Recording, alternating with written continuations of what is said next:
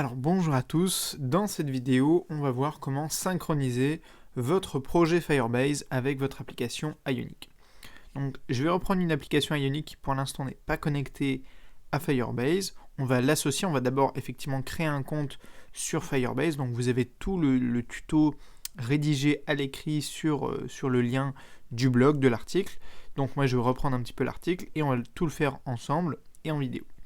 Donc la première chose à faire, c'est de se rendre sur Firebase, sur le site de Firebase. Donc vous tapez Firebase sur Google, tout simplement, et vous vous rendez sur le site Firebase. Donc effectivement, Firebase, c'est hébergé par Google, c'est une entreprise de Google. En fait, ils ont été rachetés d'ailleurs. Ok, vous cliquez sur Accéder à la console si vous avez déjà un compte. Vous cliquez ici sur Get Started si vous n'avez pas encore de compte. Il vous faut simplement un compte Google. Voilà, et si vous n'avez pas de projet Firebase pour l'instant, vous cliquez sur Nouveau projet, New Project. Alors je mets un nom quelconque, vous mettez le nom de votre application, vous mettez test si c'est juste un test pour vous, si c'est un entraînement, peu importe. Et vous cliquez ici sur J'accepte les conditions relatives à la protection des données, peu importe, et vous cliquez sur Créer un projet. Vous voyez que c'est très rapide et que vous pouvez créer autant de projets Firebase que vous le voulez. Gros avantage encore une fois de Firebase, c'est que c'est totalement gratuit et relativement simple à prendre en main.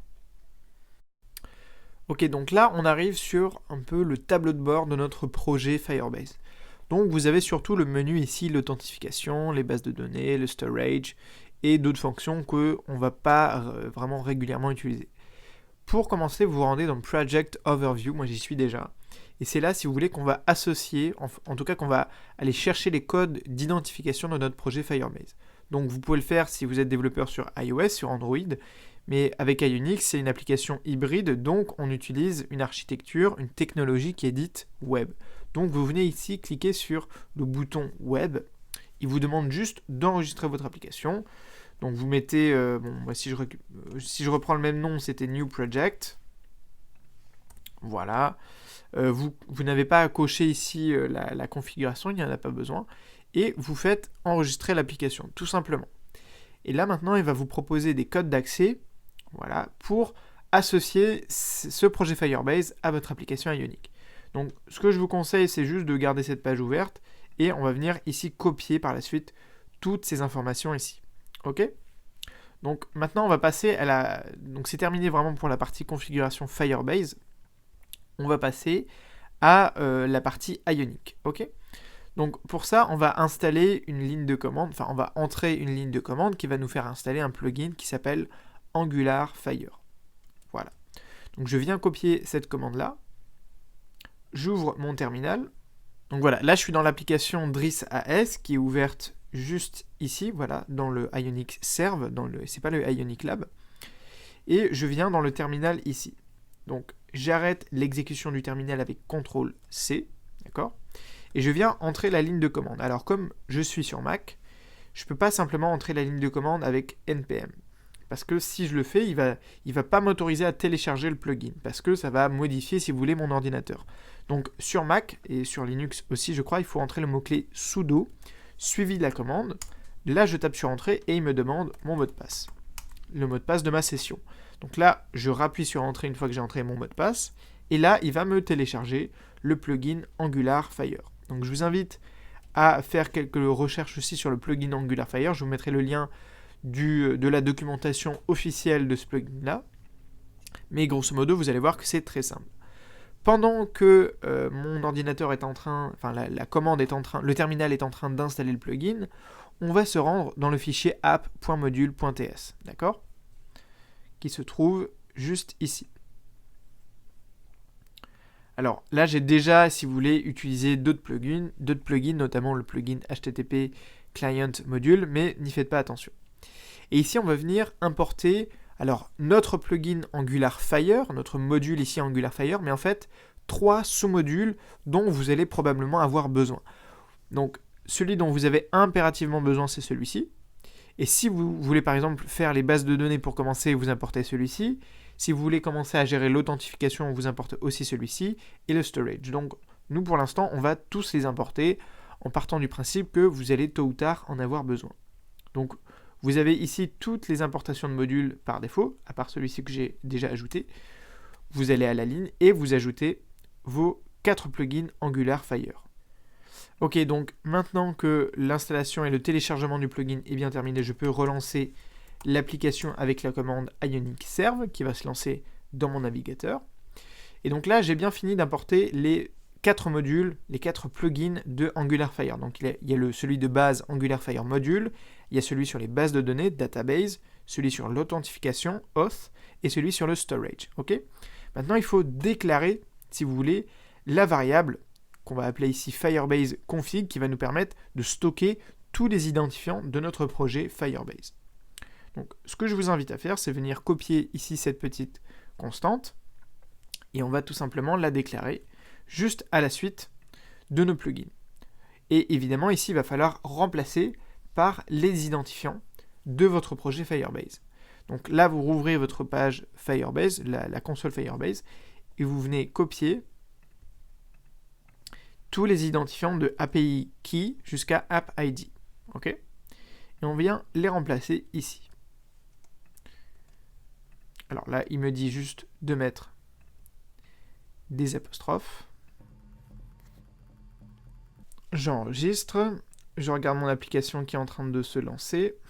Je fais clic droit inspecter pour l'ouvrir sous forme tout simplement d'application. Ok, et on le laisse se charger. Maintenant qu'on a déclaré à la fois, qu'on a importé nos plugins, qu'on a déclaré la variable Firebase config, il va falloir qu'on redéclare une nouvelle fois ces plugins pour pouvoir les utiliser dans le reste de l'application.